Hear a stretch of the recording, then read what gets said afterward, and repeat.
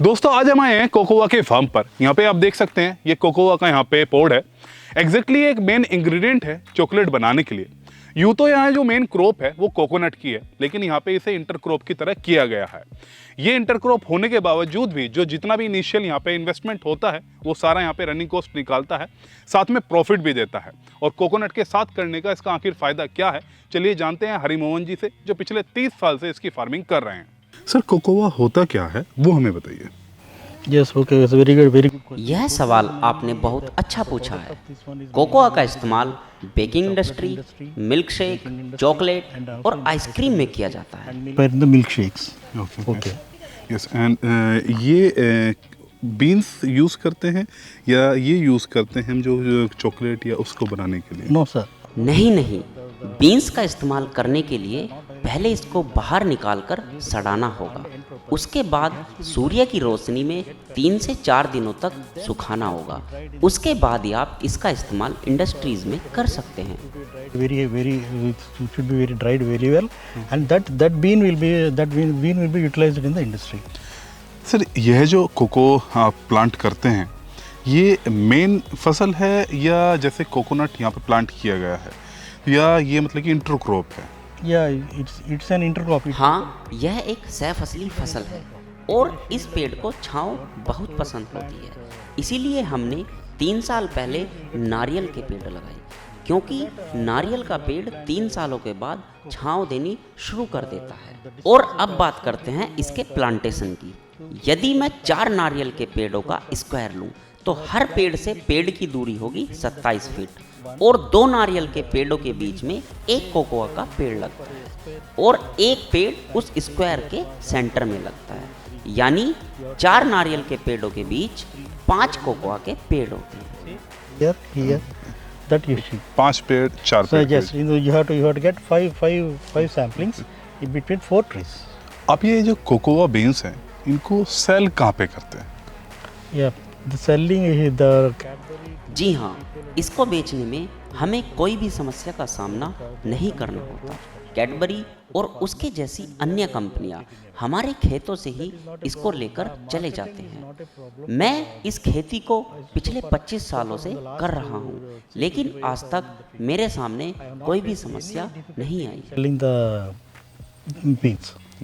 और अर्निंग की बात करें कि आप कितना अर्न कर पाते हैं इससे कोकोआ बीन से, तो वो हमें बताइए। See it the variation of the इसका भाव अंतर्राष्ट्रीय बाजार पर निर्भर करता है और जुलाई से सितंबर के महीने में इसका भाव 160 रुपये प्रति किलो होता है। वहीं फरवरी से जून के महीने में इसका भाव 200 से 210 रुपये किलो हो जाता है। June, that those days they will purchase from 200 to 210 rupees per kg dry beans. And net profit कितना होगा इसमें, मतलब कि मैनेजमेंट और रनिंग कॉस्ट हटाकर? Yeah, if you go for a very cocoa के पेड़ों से एक साल में 1 एकड़ से 30 से 40 हजार रुपये कमाए जा सकते हैं, क्योंकि यह एक सहफसली है। हमारी मेन फसल नारियल है। नारियल के पेड़ों से एक साल में एक पेड़ से 1000 से 1200 रुपये कमाया जा सकता है। यानी 1 एकड़ से 60 से 70 हजार रुपये कमा सकते हैं। और अगर लागत की बात करें तो 1 एकड़ में 30 से 40 हजार रुपये लागत आती है। इसका मतलब हमारी सारी लागत कोकोआ से कमाए हुए पैसों से निकल जाती है। एक पेड़ पर से एक कितना यील्ड आ जाता है कोकोआ का? okay, say you are telling 1 एकड़ में एक साल में 350 से 400 किलोग्राम कोकोआ बीन्स होते हैं, जो कि एक बहुत अच्छी पैदावार मानी जाती है। per 1 acre per year is a very good yield. और 1 एकड़ में कितना प्लांट होता है? 1 एकड़ में 180 से 200 पेड़ होते हैं। और सर जैसे यील्ड आया, 3rd ईयर से यील्ड आता है, Yeah. उसका यील्ड आता कैसे? जैसे ये है यहाँ पे, तो ये सेम लोकेशन पे आएगा या डिफरेंट लोकेशंस पे यहाँ पे आएगा? कैसे? Okay. No sir. नहीं सर, कोकोआ एक ही जगह लगता है। यह जो आप मेरे सामने देख रहे हैं इसे बोलते हैं कुशन। हर साल इसी तरह के कुशन्स पर फल लगते हैं। इसकी देखभाल करते समय आपको बहुत ध्यान रखना होगा। यदि किसी वजह से यह नष्ट हो गए या इनके साथ छेड़छाड़ हुई तो इस पर कोकोआ नहीं लगेगा। You won't get the good yield.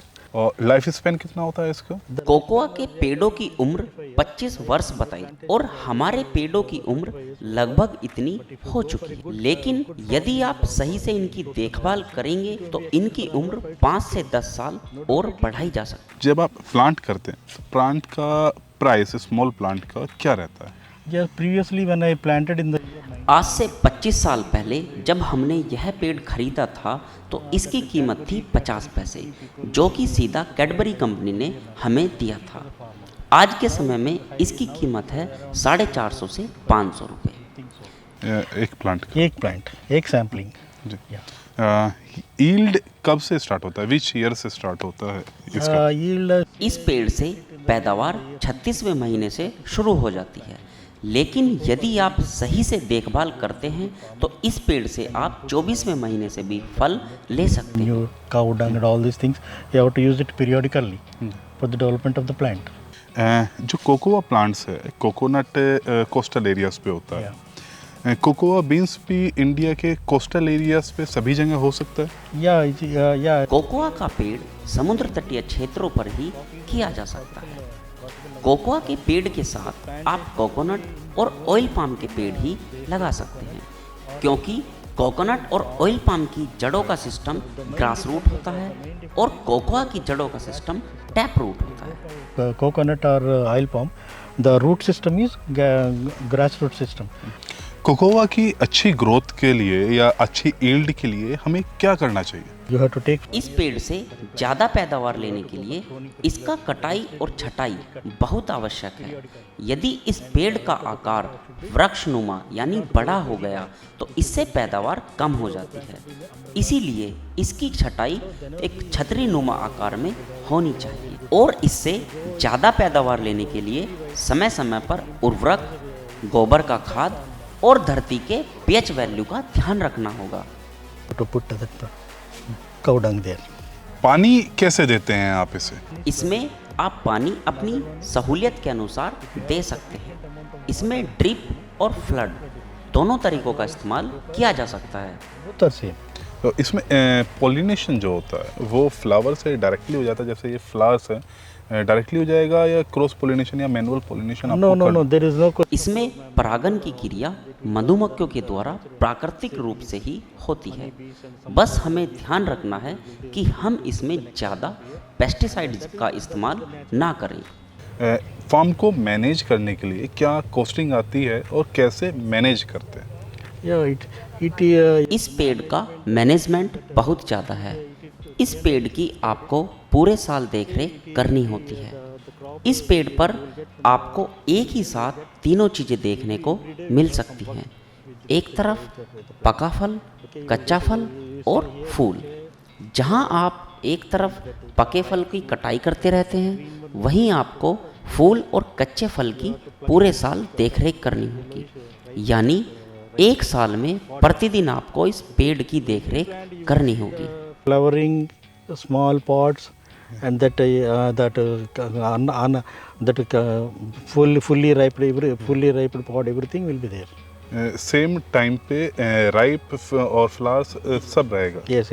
इसमें फल पूरे साल लगता है, लेकिन फरवरी के महीने से अगस्त के महीने तक इसमें फल ज़्यादा लगता है और उसकी कीमत भी ज़्यादा मिलती है। इसीलिए हमें फरवरी से अगस्त के महीने तक इसकी ज़्यादा देखभाल करनी होती है, जिससे किसान भाइयों को ज़्यादा से ज़्यादा फ़ायदा होगा। You will get a very good yield from the month of, you will get it in February, March, April, May, June. तो दोस्तों ये थी कोकोआ के बारे में जानकारी। हमने आज आपको कुछ नया बताने की कोशिश की। अगर आपको यह वीडियो पसंद आई है तो आप हमें कमेंट करें। अगर आपको और कोई जानकारी या हरिमोहन जी का कॉन्टैक्ट डिटेल चाहिए तो आप हमें कमेंट कर सकते हैं। यहाँ पे ये वीडियो हम समाप्त करते हैं। धन्यवाद। जय हिंद, जय किसान।